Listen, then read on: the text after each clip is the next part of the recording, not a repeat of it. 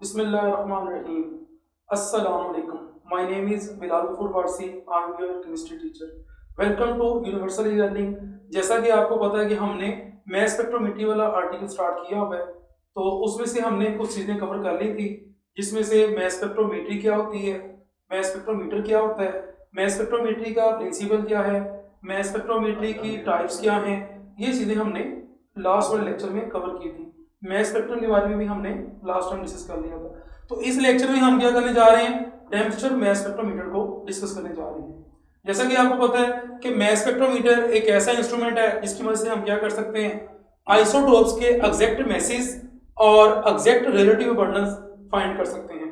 तो temperature mass spectrometer is a instrument which is used to determine the exact masses and relative abundance of isotopes।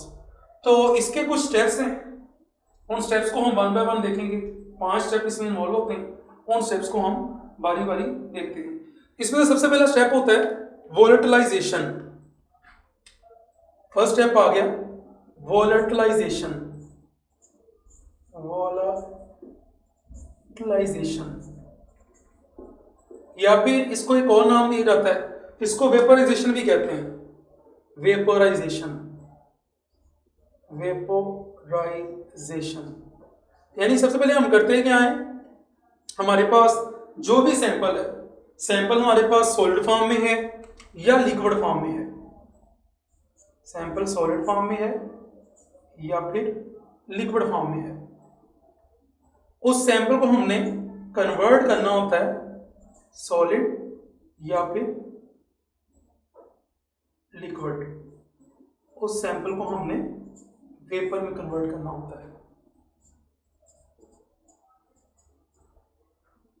ठीक है, अगर sample हमारे पास gas form में है तो वो पहले ही उसको हम वैसे ही यूज कर लेंगे, लेकिन अगर सैंपल हमारा सॉलिड या फिर लिक्विड फॉर्म में है तो हमें क्या करना पड़ेगा, उस सॉलिड या लिक्विड को कन्वर्ट करना पड़ेगा वेपर्स में। उसके बाद इसमें इन वेपर्स का जो प्रेशर है वो कितना रखा जाता है, 10⁻⁻⁶ से 10⁻⁻7 टो रखा जाता है। इन वेपर्स का जो प्रेशर है 10⁻⁻⁶ टू 10⁻⁻7 टोर, ये प्रेशर रखा जाता है इन वेपर्स का। इसके बाद अगला स्टेप होता है आयोनाइजेशन। आयोनाइजेशन, आयोनाइजेशन आयनाइजेशन करवाने के लिए हम क्या करते हैं, जो चीज यूज करते हैं उसे हम कहते हैं आयनाइजेशन चैम्बर। तो आयनाइजेशन किसमें होती है, आयनाइजेशन चैम्बर में हो रही होती है। Ionisation chamber, ionisation chamber. इस आयनाइजेशन चैम्बर में हम क्या करते हैं, इस आयनाइजेशन चैम्बर में, ये हमारे पास डायग्राम है, यहाँ पे हम सैंपल को इन कर रहे हैं। सैंपल हमारे पास पहले ही गैस फॉर्म में था, तो इसकी हमें वोलेटिलाइजेशन या वेपराइजेशन करवाने की जरूरत नहीं पड़ी, डायरेक्ट हम इस सैंपल को यूज कर लेंगे। उसके बाद हमने क्या करना है, जो हमारा सैंपल है उसकी हमने करवानी है आयनाइजेशन। आयनाइजेशन किसमें होती है, आयनाइजेशन चैम्बर में। और किसकी मदद से हम कर रहे होते हैं, हम यूज करते हैं बीम ऑफ इलेक्ट्रॉन को। उस बीम ऑफ इलेक्ट्रॉन को सैंपल के ऊपर फॉल करवाया जाता है,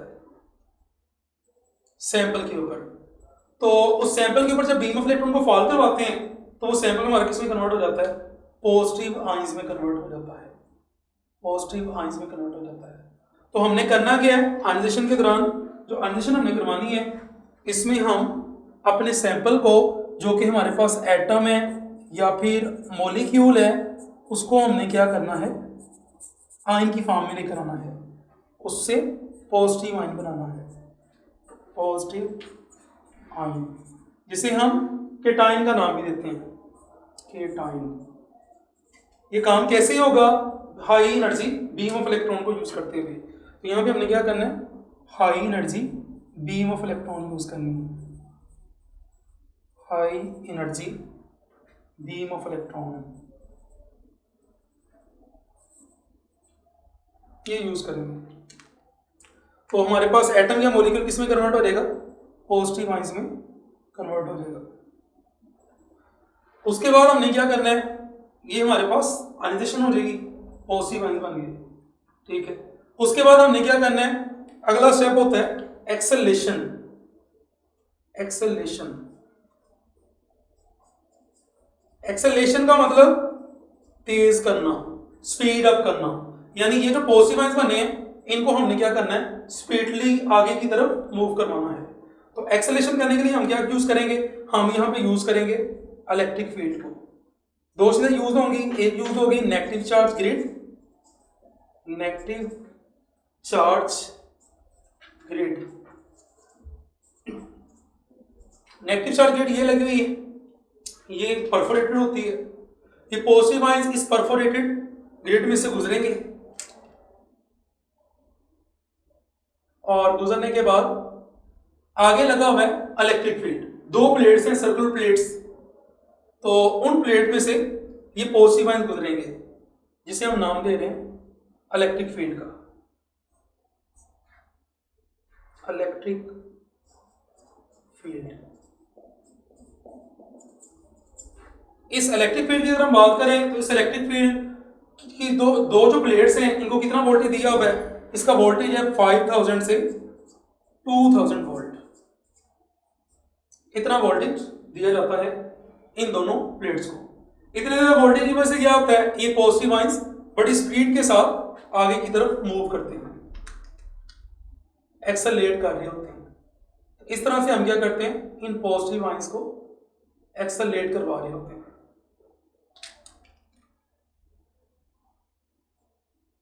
उसके बाद ये जो पॉजिटिव आयंस हैं इनकी mass to charge ratio different होती है। जो पॉजिटिव आयंस हैं, पॉजिटिव आयंस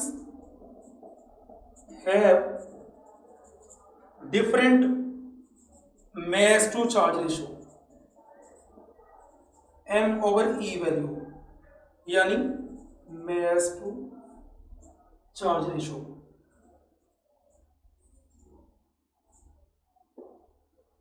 इस तरह से पॉजिटिव आयंस को एक्सेलरेट करवाया जाता है। नेक्स्ट स्टेप होता है एक्सेलरेशन। एक्सेलरेशन हो गया, एक्सेलरेशन के बाद चौथा स्टेप हमारे पास deflection. Deflection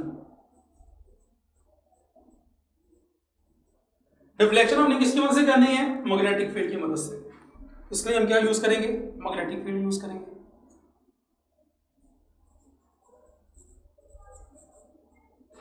magnetic field magnetic field क्या करेगा, इन पॉजिटिव आयंस को सेपरेट कर देगा, सर्कुलर पाथ में मूव करवाएगा और उनको सेपरेट कर देगा। Bend positive ion on circular path, ions on circular path.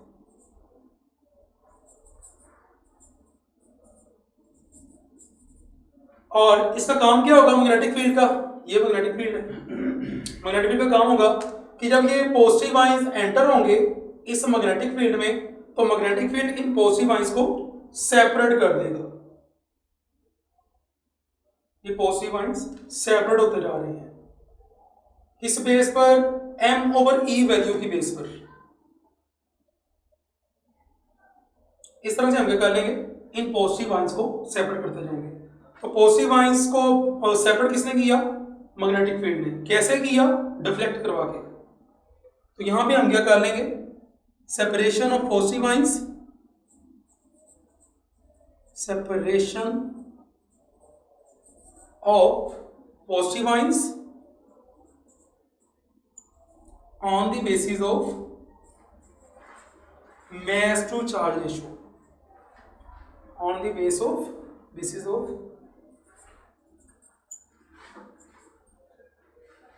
mass to charge ratio।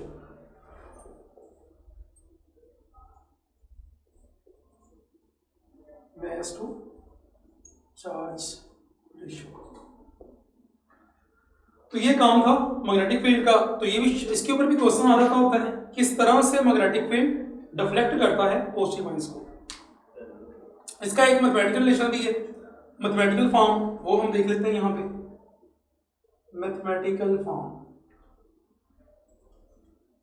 Mathematical form, तो ये दो बुक में दो तरह की मैथमेटिकल फॉर्म यूज होती हैं। हम जो हमारी बुक में उसको हम यूज करेंगे m/e is equal to h square और ओवर e। अब यहाँ पे अगर हम बात करें कि ये जो हमारे पास h है वो हमारे पास होगा strength of magnetic field, h है strength of magnetic field of magnetic field.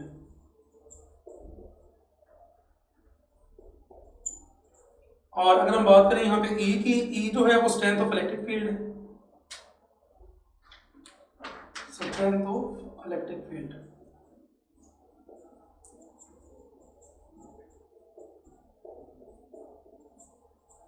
और अगर हम बात करें यहाँ पे तो ये जो R है ये क्या है, radius of curvature, radius of curvature.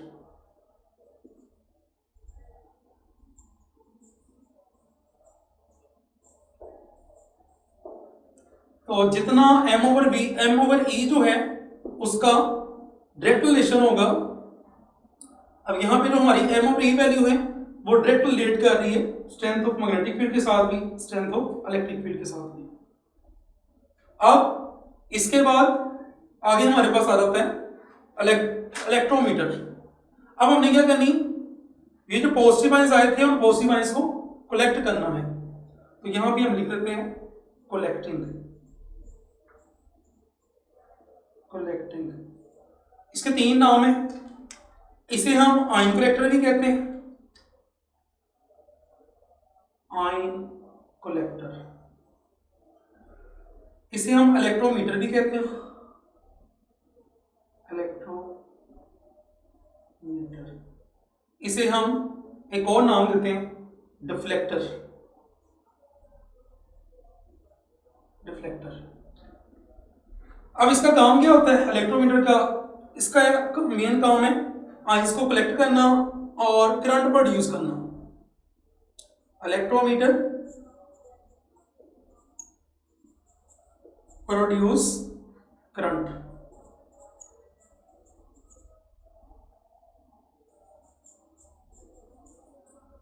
कितना करंट प्रोड्यूस होगा वो डायरेक्ट रिलेट करेगा रिलेटिव अबंडेंस के साथ। Strength of current, current is directly proportional to relative abundance, relative abundance।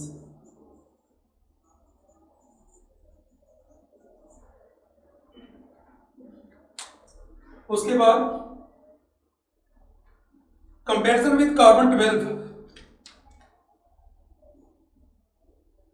Comparison with carbon 12, यानी हमने क्या करना है, जो हमने सारा इसका प्रोसीजर पढ़ा कैसे काम कर रहा है मास स्पेक्ट्रोमीटर, हमने कार्बन 12 के एटम्स को लेकर इस मास स्पेक्ट्रोमीटर में से गुजारेंगे और एंड पे हमें उसका जो डाटा आएगा उस डाटा को मास स्पेक्ट्रम की फॉर्म में रिकॉर्ड कर लेंगे। सेम ऐसे ही फिर हम जो भी हमारा सैंपल है उसको इस मास स्पेक्ट्रोमीटर के अंदर लेंगे और उसके बाद फिर उसका जो डाटा हमारे पास आएगा उसका भी मास स्पेक्ट्रम बना के, तो इस तरह से हम उसके मास को कंपेयर कर लेंगे कार्बन 12 के साथ, जैसा कि हमने इसको पीछे पढ़ा था रिलेटिव एटॉमिक मास को। इसके बाद अगर हम बात करें मॉडर्न मास स्पेक्ट्रोमीटर की, तो मॉडर्न मास स्पेक्ट्रोमीटर में दो चीजें मजीद ऐड होती हैं। मॉडर्न मास स्पेक्ट्रोमीटर, मास स्पेक्ट्रोमीटर, उसमें दो चीजें ऐड होती हैं इस डेम्स्टर मास स्पेक्ट्रोमीटर के साथ। Dempster mass spectrometer plus amplifier attach हो जाता है और प्लस रिकॉर्डर। तो ये हमारे पास मॉडर्न मैस स्पेक्ट्रोमीटर बन जाता है। तो ये हमारे पास था डेम्पस्टर मैस स्पेक्ट्रोमीटर। इंशाल्लाह नेक्स्ट लेक्चर में हम मैस स्पेक्ट्रो इसके जो आइसोटोप्स हैं उसको कैसे हम सेपरेट कर सकते हैं उसके बारे में लेक्चर देखेंगे, और एवरेज एटॉमिक मैस आइसोटोप्स का जो एवरेज एटॉमिक मैस है उसको हम कैसे कैलकुलेट कर सकते हैं। तो मेरी अल्लाह ताला से दुआ है कि आप लोग खुश रहें और अल्लाह ताला आपको सच बोलने की तौफीक अता फरमाए। आमीन। अल्लाह हाफ़िज़।